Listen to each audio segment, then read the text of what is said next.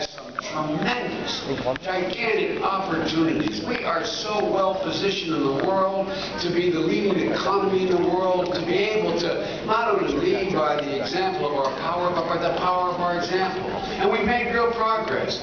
We've created 5.4 million private sector jobs. Companies have hired more workers this past October than any time in the last 8 months. Housing starts are up, the largest increase since 2008, July of 2008.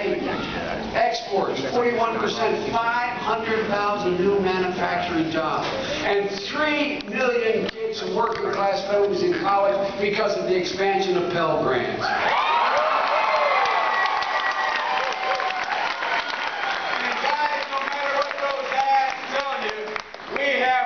The automobile industry, and created 200,000 new good-paying jobs. We've expanded Medicare. We've extended life. We've ended the war in Iraq, and we will end the war in Afghanistan.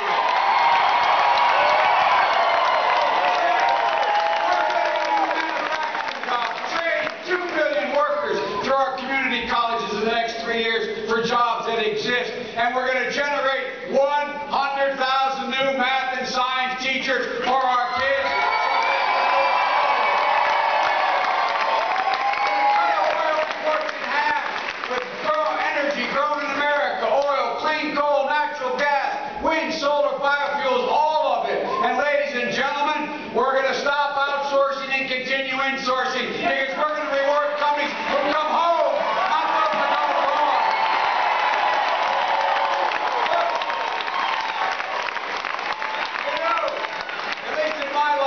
This is the single most important presidential election, not because Barack and I are on the ticket, because so much is at stake. The people are going to make a decision. Do we continue to move forward, or do we go back to the politics and policies that got us in this depression, this literal depression for many people in the first place? I know it's the Great Recession, but when you've been put out of work through no fault of your own, it's a depression for that family.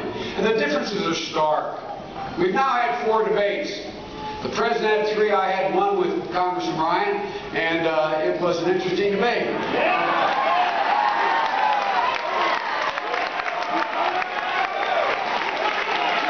by the way, if you saw the last couple of debates, you have to begin to wonder. Congressman Ryan and Governor Romney, they're running away so fast from everything they stood for, it's like a kid trying to outrun his shadow in the middle of the day, man. The only time you can do that is when the curtain comes down, it's nightfall, and that's going to occur for them on Tuesday night.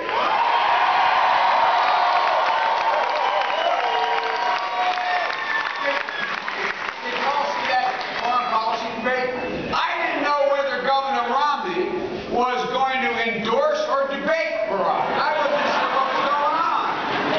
You know, he harshly criticized the president for setting an end date to bring the war in Iraq to an end. And he said it was a terrible thing. Then all of a sudden he said, no, that was a good thing. But then when asked, will you commit that you will turn over full responsibility to the Afghans at the end of 2014, he said, and Paul Ryan did as well, they used their favorite phrase. They said, it depends. But these guys, it depends. Depends on the polls. Depends on the weather. Depends on the time of day. Depends on who they're speaking to. Everything depends. Ladies and gentlemen, as rapidly as they've run away from the foreign policy stance in the previous 5 years, and particularly the last 10 months, on women's issues, as hard as they try, they can't bring themselves to climb into the 21st century, man. They're still caught around 1956, you know. My mother used to have an expression, she had a lot of expression. One was, you know, silence can be deafening. The silence of Romney and Ryan, of not going after the Republican candidate for the Senate in Indiana, Richard Murdoch, tells you an awful lot about these guys. It tells you an awful lot what they believe. When Governor Romney was asked in the second debate whether he thought women were entitled to equal pay for equal work, he started talking about binders. He found a binder full of women who were qualified in America.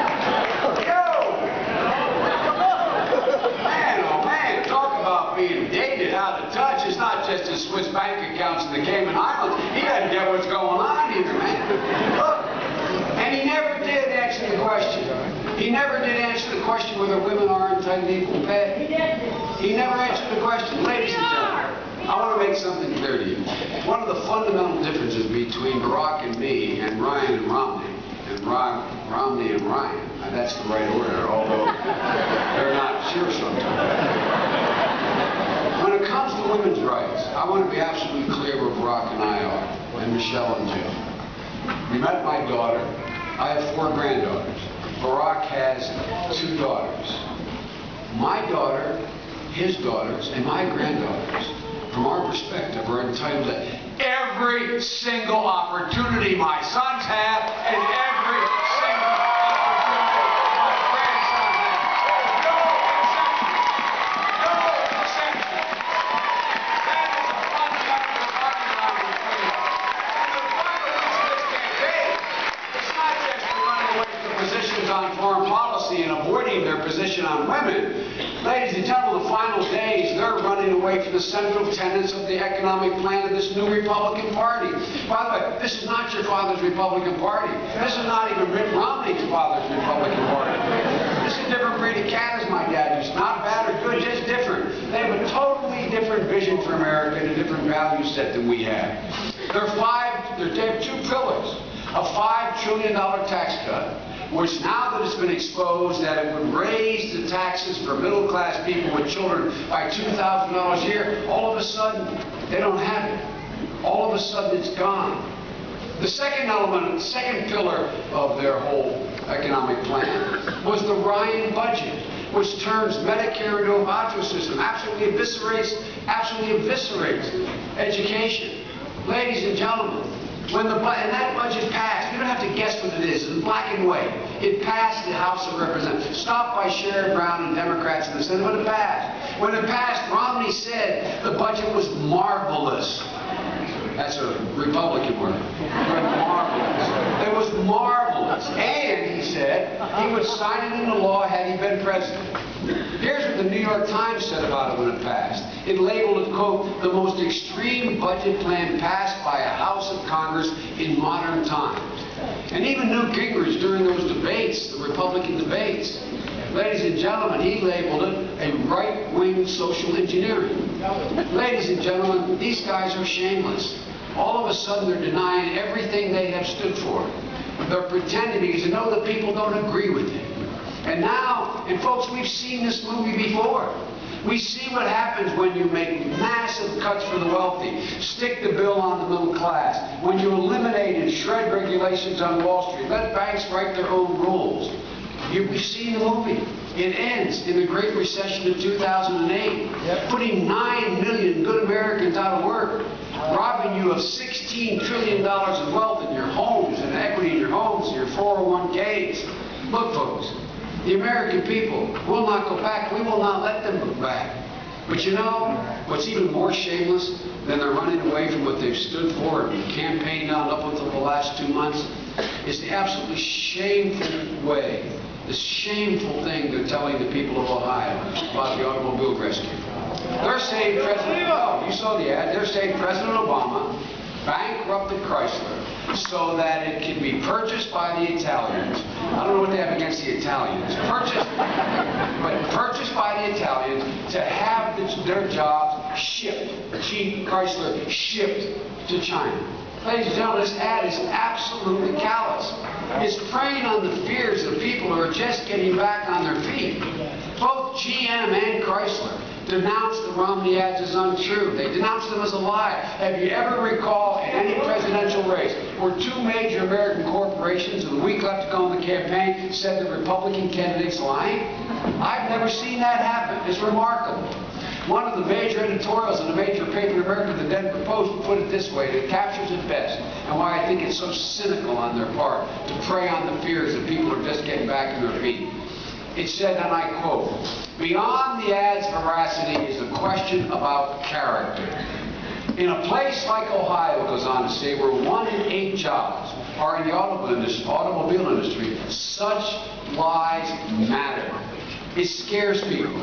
It makes them worry about better economic times they are now just beginning to see that they could dissolve before their eyes." It goes on to say, and this is an important sentence because I think this is who these guys are, this campaign is, It says, it bespeaks of an indifference to the concerns of Ohio's working class. And that is just as revealing as backing an ad that leaves a wholly untruthful impression.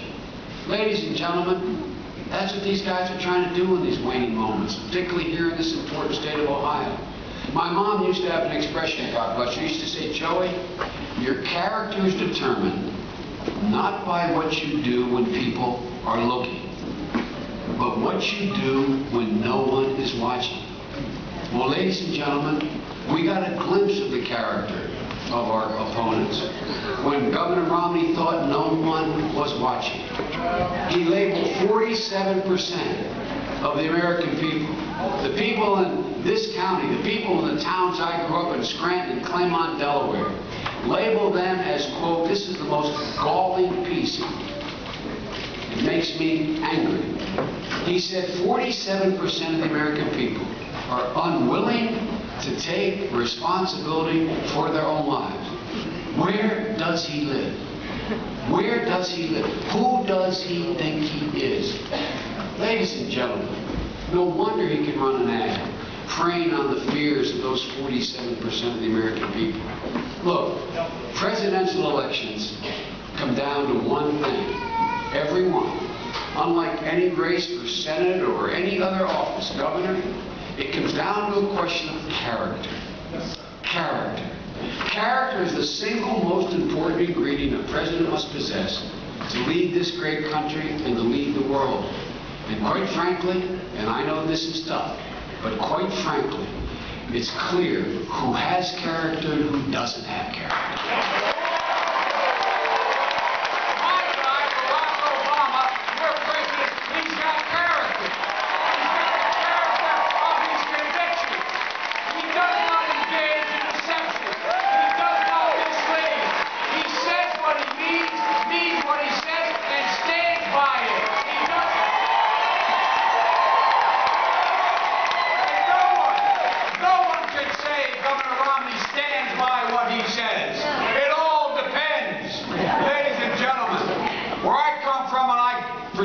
In this county as well, people are asking themselves tonight and tomorrow and Tuesday when they vote, who can I trust? Who's leveling with me? Who is going to fight for the middle class? And in the last hours of this campaign, Romney and Ryan have become truly desperate. Romney will say anything to win. Or as the Cleveland Plain Dealer put it, and I quote, he will do anything, quote, no matter how much confusion he sows, because he knows the only way he can win is to confuse the public about what he stands for. Ladies and gentlemen,